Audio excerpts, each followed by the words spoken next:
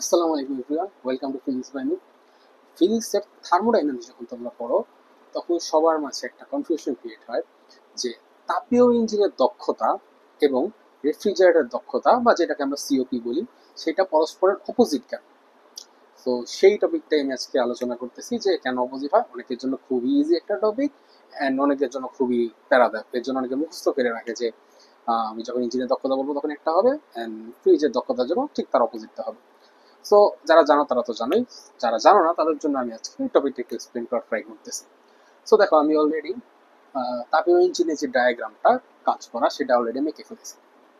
তো কথা হচ্ছে যেখানে হচ্ছেটা কি, সিম্পলি দেখো, এইটা হচ্ছে আমাদের উচ্চতর উষ্ণতার অঞ্চল বা তাপ উৎস। তাপ উৎস বলতে তাপীয় ইঞ্জিন যেহেতু মিনস এখানে বোঝাচ্ছে যে এই ইঞ্জিনটা এখান থেকে তাপ গ্রহণ করতেছে।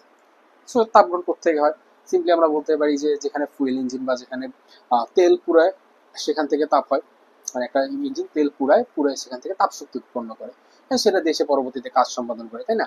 তো কথা হচ্ছে তাপ উৎসটা হচ্ছে যে এখানে আমরা ফুয়েল দিচ্ছি, সেই ফুয়েল বার্ন হয়ে তাপ উৎপন্ন হচ্ছে, রাইট? সেখান থেকে তাপ আসলো, কি পরিমাণ তাপ আসছে? আমাদের Q1 পরিমাণ তাপ আসছে। এই Q1 পরিমাণ তাপ আমাদের আসলো। আসার পরে তাপ উৎসর যে তাপ, সেই তাপের থেকে কিছু অংশ মিনস ডাব্লিউ, কিছু অংশ কাজে রূপান্তরিত হয়েছে। তো কথা হচ্ছে যে Q1 পরিমাণ তাপ আমাদের আসছে, সেখান থেকে ডাব্লিউ পরিমাণ অংশ কাজে রূপান্তরিত হলো, রাইট?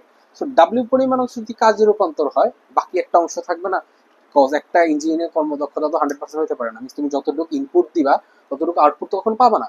সো আমাদের যে পরিমাণ তাপ আমরা দিছি তার কিছু অংশ কাজে রূপান্তর করতে পারবো এবং কিছু অংশ ওয়েস্ট হবে, বা আমরা বাইরে বর্জন করে দেবো, বা যেভাবে বর্জন করুক সেভাবে বর্জন করে দেবো। মিস মুদ্রা কথা, আমরা সেটাকে কাজে রূপান্তর করতে পারতেছি না। সো Q1 পরিমাণ আমি তাপ গ্রহণ করছি, ডাব্লিউ পরিমাণ কাজ করছি। সো বাকিটুক থাকে কি? বাকিটুক থাকে Q2, মিস যেটুকু আমরা তাপ গ্রাহকে দিয়ে দিচ্ছি বা তাপ গ্রাহক যেটা নিয়ে নিচ্ছে। সো কথা হচ্ছে যে Q1 পরিমাণ তাপ গ্রহণ করলো একটা ইঞ্জিন, ডাব্লিউ পরিমাণ কাজ করলো, করার পরে সে Q2 পরিমাণ তাপ ছেড়ে দিল। ছেড়ে দেওয়া মিস এই যে নিম্নতর উষ্ণতার অঞ্চল বা তাপগ্রাহক, যেখানে টেম্পারেচার থাকে T2 অ্যান্ড উচ্চতরের জন্য থাকে T1। আমাদের Q1 আর মানে কিউআরটি সমানুপাতিক হয়। সো কথা হচ্ছে যে যখন আমরা এটার কর্মদক্ষতা বা ইটা বের করতে চাবো, তখন ইটার জন্য আমাদের মূল কনসেপ্ট বা কোনো কিছু কর্মদক্ষতা বের করার জন্য আমাদের মূল কনসেপ্ট সহজভাবে বলি। সহজভাবে বলতে গেলে আমরা যখন কোনো কিছুর কর্মদক্ষতা বের করি আসলে কার সাপেক্ষে বের করি? আমরা যতটুকু দিছি এবং যতটুকু পাইছি, সোজা কথা, দিছি পাইছি। কথা হচ্ছে যে আমি এখান থেকে আউটকাম কি পাইলাম, মিনস আমি লিখতে পারি এখানে কাইন্ড অফ পাইলাম, আর বা যেটাকে আমরা বলতেছি আউটপুট, আর কি পরিমাণ আমরা দিছি, কি পরিমাণ আমরা দিছি বা ইনপুট।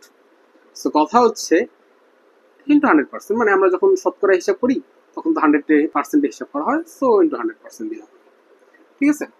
সো কথা হচ্ছে যে এখানে দেখো অ্যাকচুয়ালি আমরা পাইছি কি, আমরা ইঞ্জিনটা থেকে যেই তাপ নিলাম, মানে অ্যাকচুয়ালি মানে উৎস থেকে যে তাপ নিলাম, তাপ নিয়ে কিছু একটা কাজ করছি, যে কাজটা আমরা করছি সেটা আমরা পাইছি। এখানে আমরা অ্যাকচুয়ালি ডাব্লিউ পাইছি। ডাব্লিউ আমাদের আউটপুট।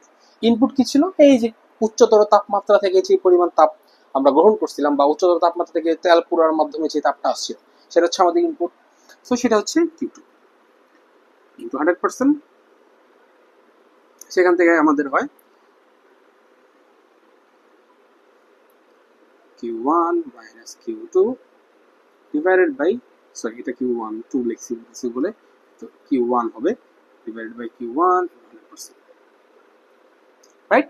সেখানে আর কি শর্ট ফর্ম বানায় 1 মাইনাস Q2 বাই Q1 এরকম লেখা হয়।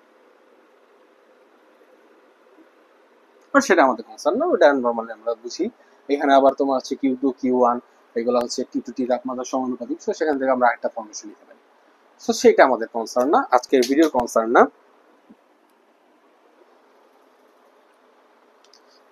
সো আমাদের কনসার্ন হচ্ছে আজকে যে ইঞ্জিনের জন্য তো এটা পাইলাম, ইঞ্জিনের জন্য আমরা এটা পাইলাম, তো আমাদের রেফ্রিজারেটরের জন্য তার উল্টা কেন?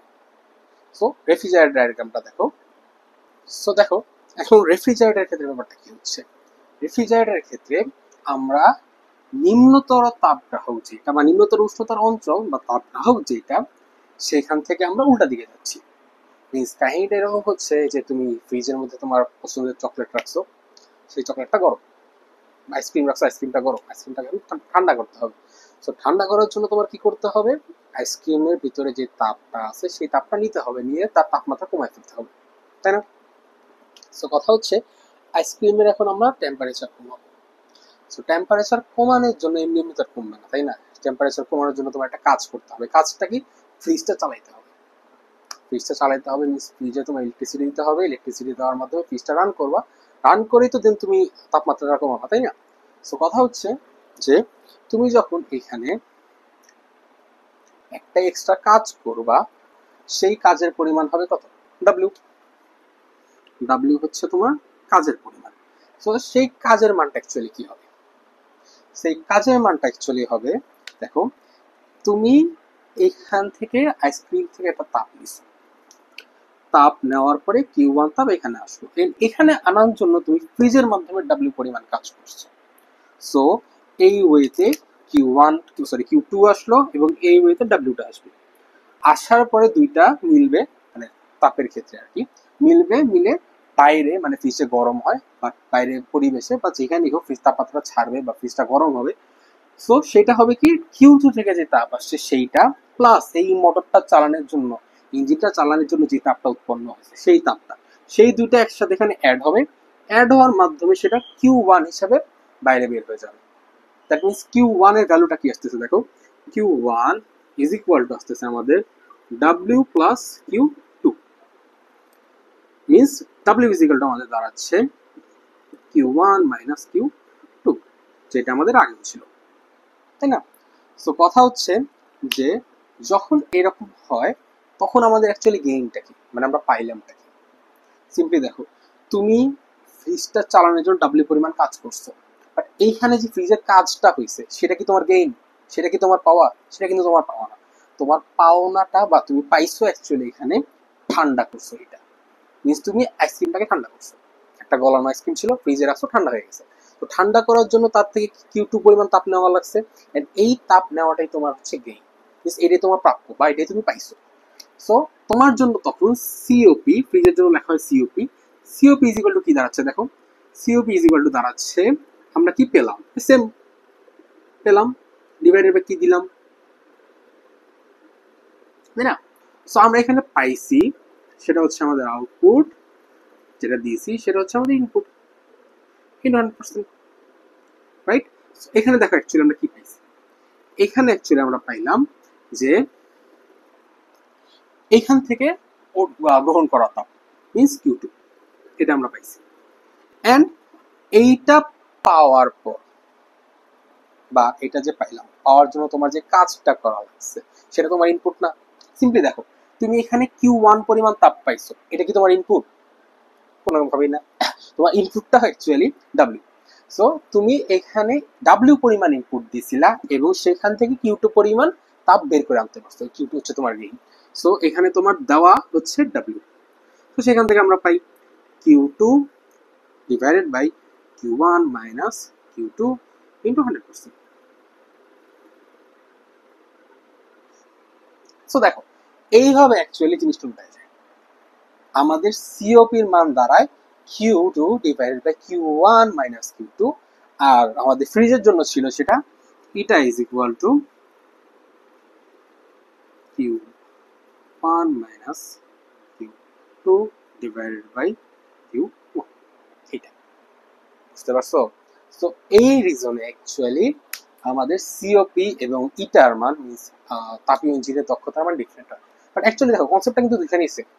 তুমি যখন দক্ষতা বের করবা, রেফ্রিজারেটর দক্ষতা বের করতেছো, তখনও কিন্তু তোমার রেশিও বের করার সময় বা অনুপাতটা শতকরা যে মানটা সেটা বের করার সময় তুমি কি বের করতেছো, তুমি কি পাচ্ছ ডিভাইডেড বাই তুমি কি দিচ্ছ। ওইখানে আমরা দিতেছিলাম কিউ ওয়ান পরিমাণ তাপ, এখানে আমরা দিচ্ছি ডাব্লিউ পরিমাণ। সো এখানে আমাদের ডাব্লিউ হচ্ছে ইনপুট, কিউ টু হচ্ছে আউটপুট। ওইখানে আমাদের ডাব্লিউ ছিল আউটপুট এবং কিউ ওয়ান ছিল ইনপুট। দ্যাটস ওয়াই একটা অপোজিট। আশা করি কনসেপ্টটা ক্লিয়ার হয়েছে। ধন্যবাদ সবাইকে, আসসালামু আলাইকুম।